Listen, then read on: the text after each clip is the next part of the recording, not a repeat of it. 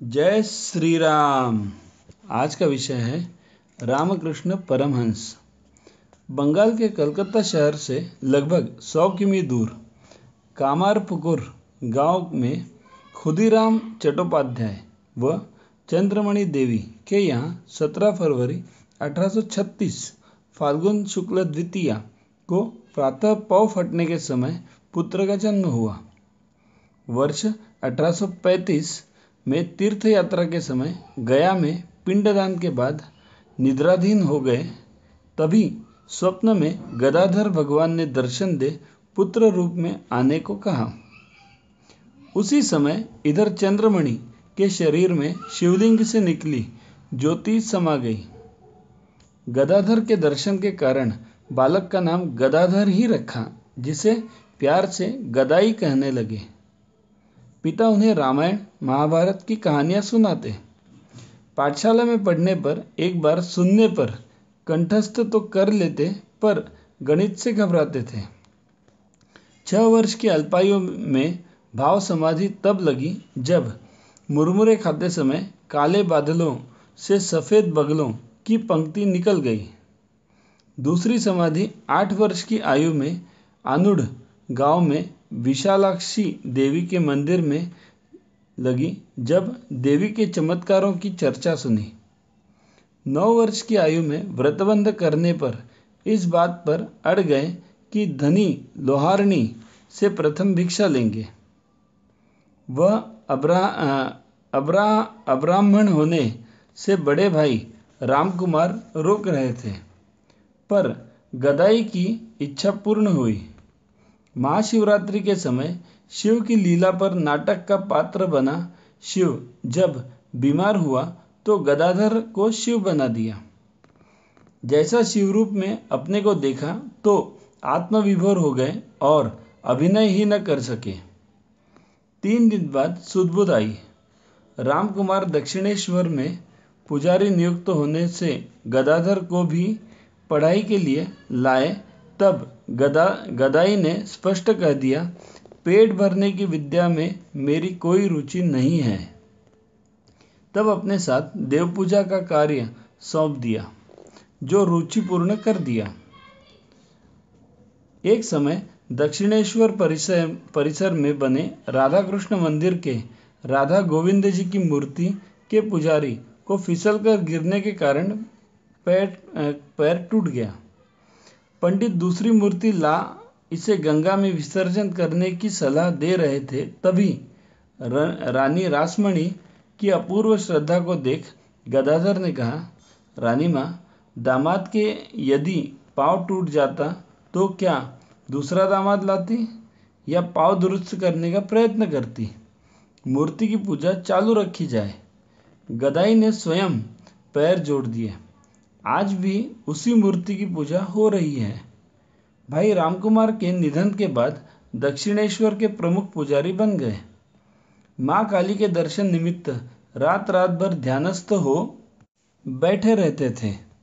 दर्शन न होने से आतुरता इतनी असह्य हो गई कि नंगी तलवार से स्वयं के ऊपर प्रहार किया कि माँ की ज्योति ने मंदिर परिसर को आच्छादित कर दिया।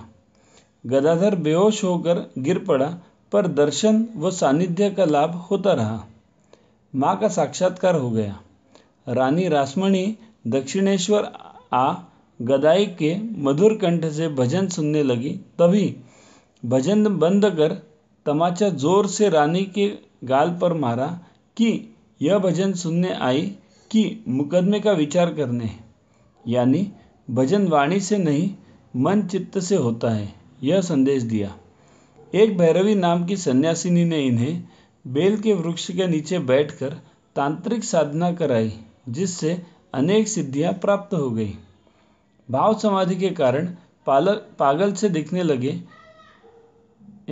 लगने से इनकी मां ने 5 वर्ष की शारदामणि के साथ इनका विवाह कर दिया, जब इनकी आयु 24 वर्ष की थी।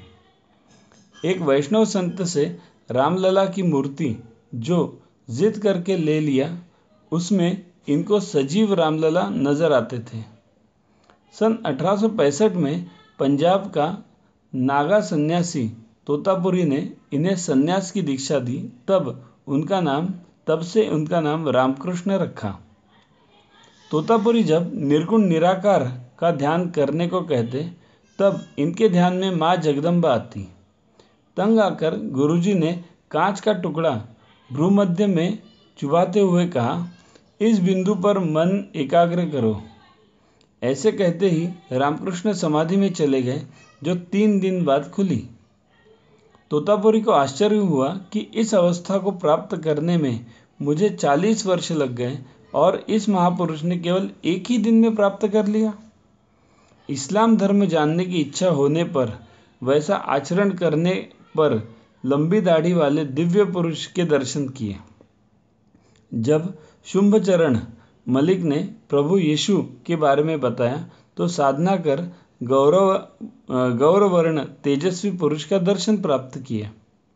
निष्कर्ष निकालकर कहा, तालाब में एक घाट के लोग जल, दूसरे पर पानी और तीसरे पर वाटर और चौथे पर नीर कहते हैं, पर वास्तव में पानी तो एक ही है।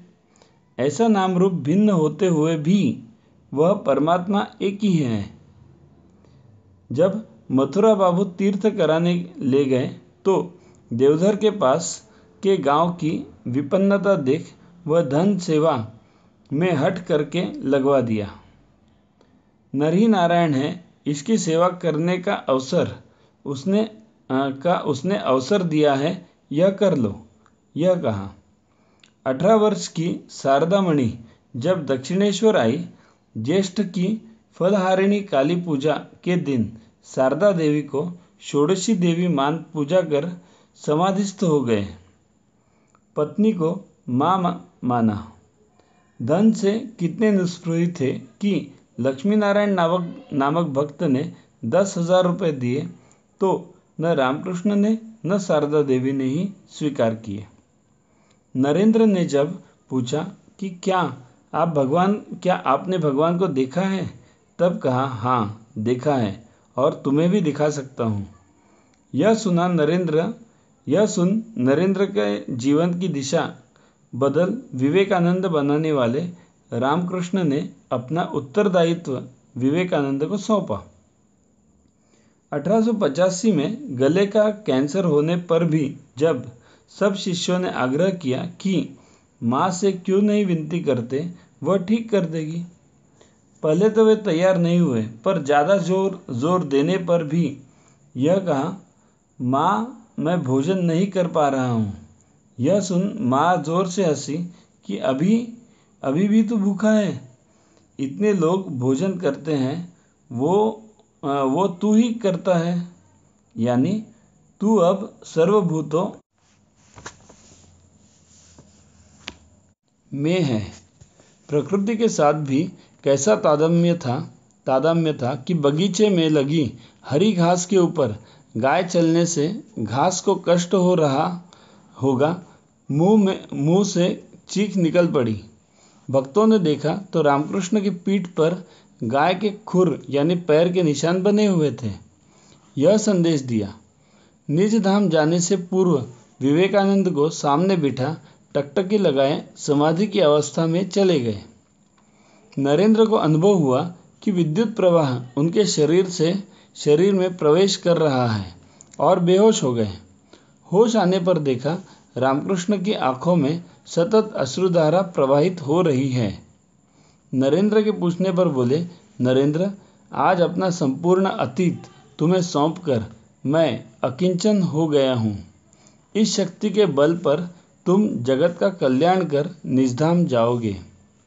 गुरु बंधुओं को जिम्मा सौंप 15 अगस्त सन 1886 की मध्य रात्रि के 1:02 पर स्वामी रामकृष्ण परमहंस हमेशा के लिए महासमाधि में चले गए। भारत माता की जय।